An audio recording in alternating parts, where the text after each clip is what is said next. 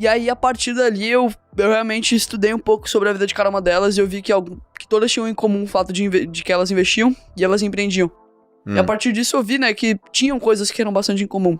Leitura, todas elas praticavam atividade física, tudo. E a partir daí eu falei, pô, tem uma parada especial aqui, né? Então eu fui estudando cada vez mais. E aí, obviamente, jogando esse termo aí, investimentos, por exemplo, empreendedorismo, a primeira pessoa que aparecia era o Primo Rico lá, né?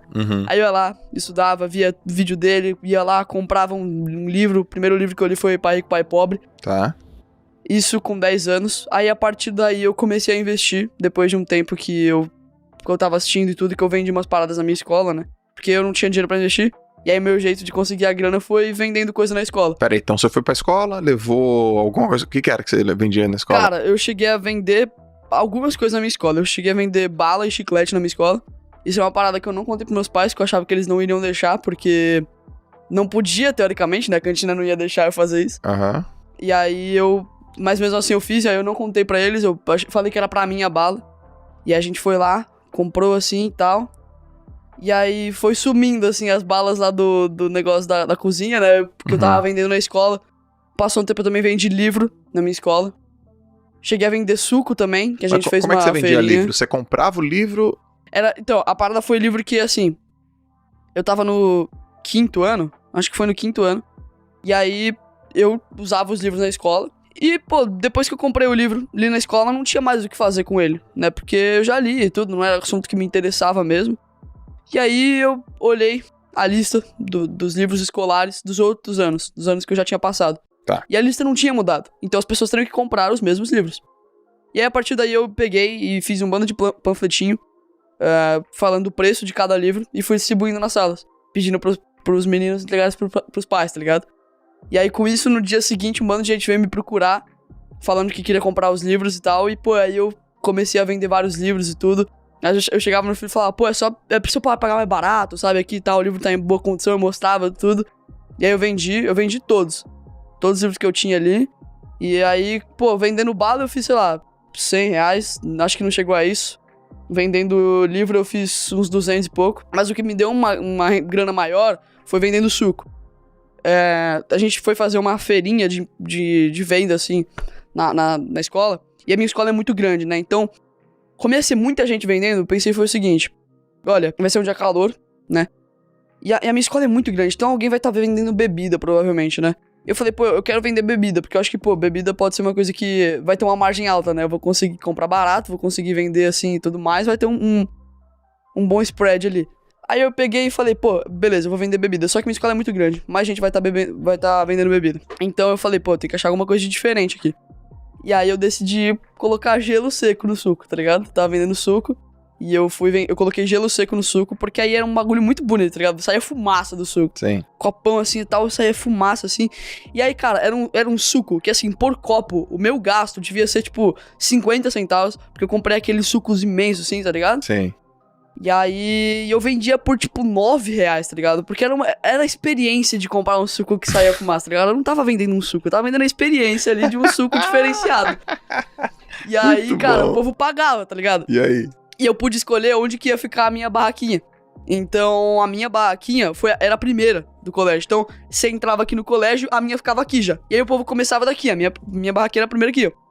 Que aí, pô, o povo já estava mais apto a comprar, né? Já não tinha gastado muito dinheiro. O meu seria a primeira compra. E, pô, também o cara ia tomando durante o negócio. Aí, às vezes, aconteceu de pessoas comprarem mais de uma vez. Comprou a primeira vez ali, deu a volta na escola, voltou e comprou mais um. Então, aí, com isso, eu lembro que eu fiz um bom dinheiro. Eu não lembro exatamente qual número que foi.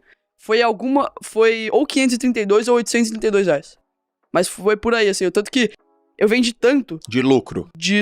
Tá bom. Eu vendi tanto que a minha mãe teve que sair durante o evento pra comprar mais suco, porque tinha acabado. Eu fui a barraca que mais vendeu. Eu tava no 6º ano, e era o povo do 6º até o 9º ano que tava fazendo isso. Então era muita gente vendendo. Eu fui a barraca que mais vendeu fazendo isso. E meu professor ele tinha botado uma pressão, né? Ele falou, ó, se você não for a barraca que mais vendeu, eu vou ficar decepcionado com você. Eu falei, caraca, então beleza, eu tô com pressão aqui, eu vou fazer, tá ligado? Eu funciono bem sob pressão. E aí eu fui lá, fiz e deu tudo certo. E aí com esse dinheiro que eu fiz, eu comecei a investir. E aí eu comecei a investir, fui estudando cada vez mais. Ah, Tiagão passou aí, ó. Eu comecei a investir cada vez mais e tal. E aí quando eu cheguei aos 11 anos, faltava tipo uma semana pra eu fazer 12, eu comecei a criar conteúdo na internet sobre investimentos. Tá. Só que isso aconteceu de uma forma muito engraçada, porque eu sempre quis ser famoso, né, na internet, assim. Então, eu tava comentando, desde que eu tinha 6, 7 anos, eu já criava vídeos, né, no YouTube. Coisa bem boba, mas eu já criava, porque eu tinha essa vontade. E nunca nenhum deu certo. Nunca nenhum passou de 100 inscritos.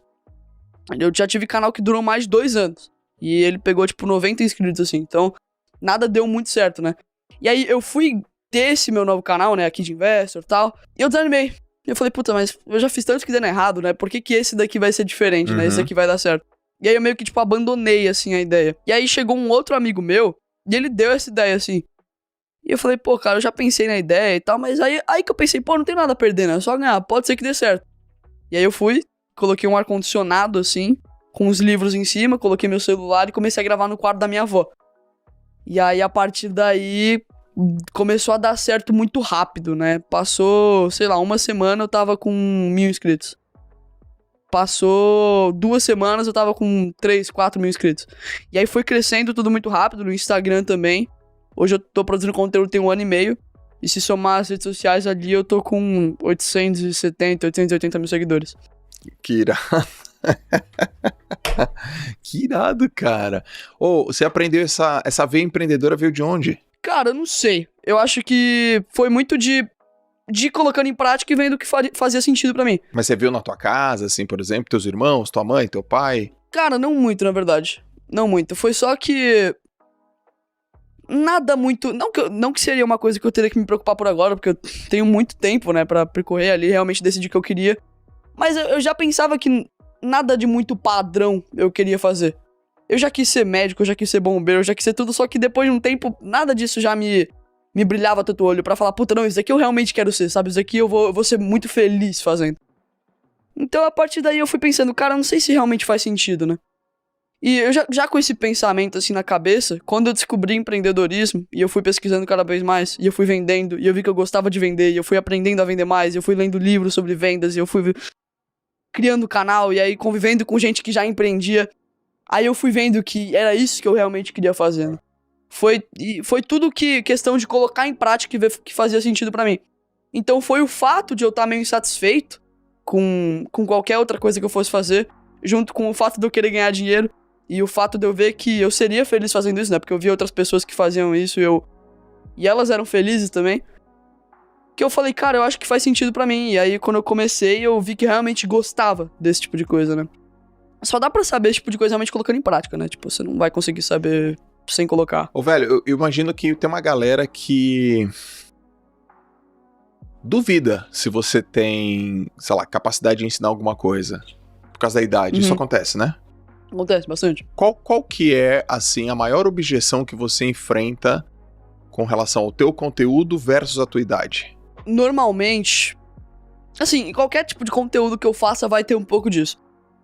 Tanto quando eu falo de economia, que aí vai vir gente falar o que esse moleque sabe de economia. Aí eu vou falar de investimentos, ele vai falar o que esse moleque sabe de investimentos. Falando de empreendedorismo, o cara vai falar aqui com o que ele já empreendeu. Tá ligado?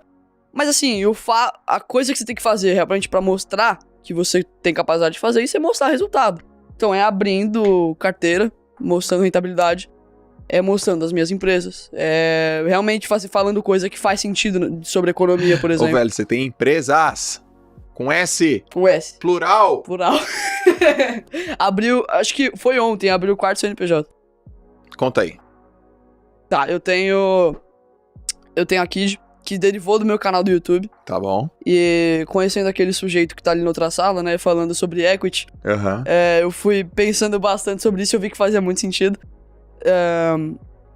E foi a partir daí que, como eu tava falando, convivendo com esse povo que realmente empreendia, que eu vi que eu tinha que começar a empreender mais sério, né? Que agora o meu canal do YouTube não era mais só um canal no YouTube, que eu tava com um grande potencial em mão que eu poderia desperdiçar muito facilmente. E eu acho que a atenção é um dos maiores ativos, né, que a gente tem. Se a gente tá com atenção, a gente tá com o meio caminho andado. Então foi que eu falei, pô, eu tenho que transformar isso aqui num negócio, numa empresa verdadeiramente lucrativa. Seu canal no YouTube. Exato. Tá. E aí, a partir daí, foi dando umas descentralizadas e tudo com a Kid, né? A Kid Investor e tal. A gente, basicamente, a produtora de conteúdo sobre empreendedorismo, finanças e investimentos, economia, etc. Tudo aquilo que eu acho que realmente faz sentido